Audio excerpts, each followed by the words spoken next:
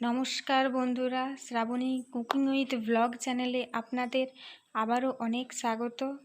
আজ আমি আপনাদের সাথে শেয়ার করতে চলেছি তিলের বড়া। তো খুবই সাধারণ একটি রেসিপি হলো এই তিলের বড়া রেসিপিটি। তো দেখুন, তিলের বড়া বানানোর জন্য আমি প্রথমেই নিয়ে নিয়েছি 100 গ্রাম মতো সাদা তিল। তো দেখুন, আর নিয়ে নিয়েছি একটা বড় সাইজের পেঁয়াজ, যেটা আমি বড় বড় করে কেটে নিয়েছি একটা শুকনো লঙ্কা, আর নিয়েছি একটা মাঝারি সাইজের পেঁয়াজ, এটা ছোট ছোট করে কুচি করে নিয়েছি দুটো কাঁচা লঙ্কা কুচি করে নিয়েছি, আর দেখুন নিয়েছি 2 টেবিল স্পুন মতো বেসন। তো প্রথমে আমি তিলগুলো ভালো করে ধুয়ে নেব আর দিয়ে দেব মিক্সির মধ্যে, আর দিয়ে দেব কেটে রাখা বড় বড় করে পেঁয়াজ আর শুকনো লঙ্কা। এরপর আমি মিক্সারের মধ্যে হালকা করে পেস্ট করে নেব, তার কারণ বেশি পেস্ট হয়ে গেলে ঠিক খেতে ভালো লাগবে না। তো দেখুন বন্ধুরা, তিল আমি পেস্ট করে নিয়েছি। তো এইভাবে তিলটা পেস্ট করে নিতে হবে। তো এরপর আমি তিলের পেস্টটা একটা পাত্রের মধ্যে রেখে দেবো। তো দেখুন, তিলের পেস্টটা আমি একটা পাত্রের মধ্যে রেখে দিয়েছি। এরপর আমি একে একে করে সমস্ত মশলাগুলো দিয়ে দেবো। তো দেখুন বন্ধুরা, আমি এখানে প্রথমেই দিয়ে দিলাম পেঁয়াজ কুচি, এরপর দিয়ে দেব কাঁচা লঙ্কার কুচি। তো এরপর আমি দিয়ে দেব পরিমাণ মতো বেসন। তো বেসনটা পরিমাণ মতোই দিতে হবে, তার কারণ তিলটা অনেকটাই শক্ত করে মাখতে হবে, যাতে তিলটা যখন তিলের বড়াগুলো আমরা ভাজবো তখন যাতে ভেঙে না যায়। তো দেখুন বন্ধুরা, এরপর আমি একে একে সমস্ত মশলাগুলো দিয়ে দেব। দেখুন, প্রথমেই আমি দিয়ে দিলাম 1/2 টেবিল স্পুন জিরের গুঁড়ো, এরপর দেব 1/2 টেবিল লঙ্কার গুঁড়ো, 1/2 টেবিল স্পুন হলুদের গুঁড়ো, স্বাদ মতো লবণ, আর দেব 1/2 টেবিল স্পুন গরম মশলার গুঁড়ো, যেটা আমি বাড়িতে নিজেই বানিয়েছি। আপনারা চাইলে কেনা বাজার থেকে আনা গরম মশলাও দিতে পারেন। আর দেব 1/2 টেবিল স্পুন গোলমরিচের গুঁড়ো।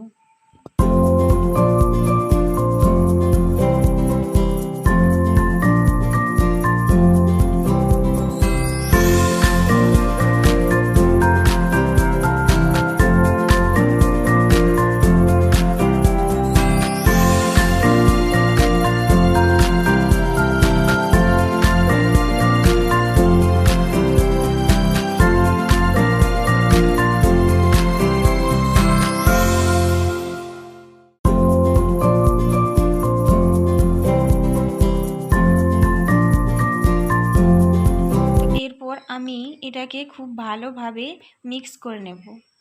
তো দেখুন, আমি খুব ভালোভাবে এটাকে মিক্স করে নিয়েছি।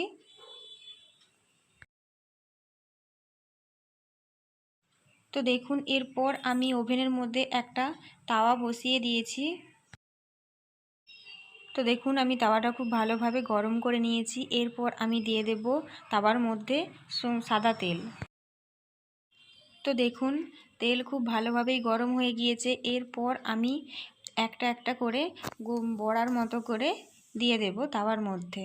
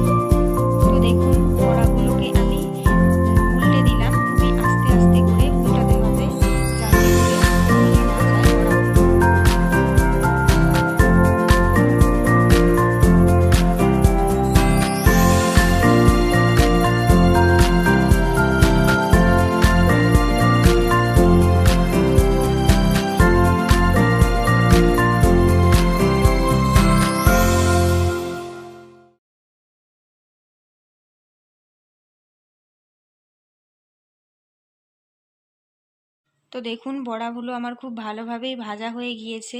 তো এইভাবে আমি সমস্ত বড়াগুলোই ভালোভাবে ভেজে নেব।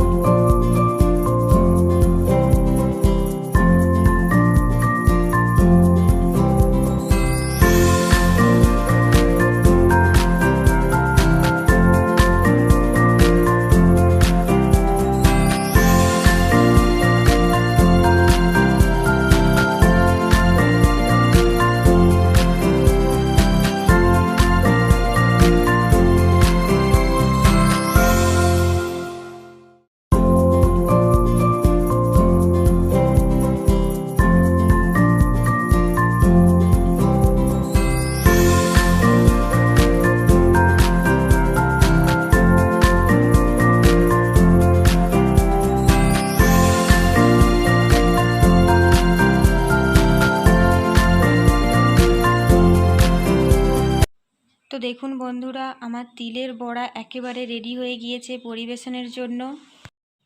আমার তো খুবই ভালো লেগেছে রেসিপিটি। আপনারাও বাড়িতে রেসিপিটি বানিয়ে ফেলুন আর আমাকে কমেন্ট করে জানান আপনাদের কেমন লেগেছে।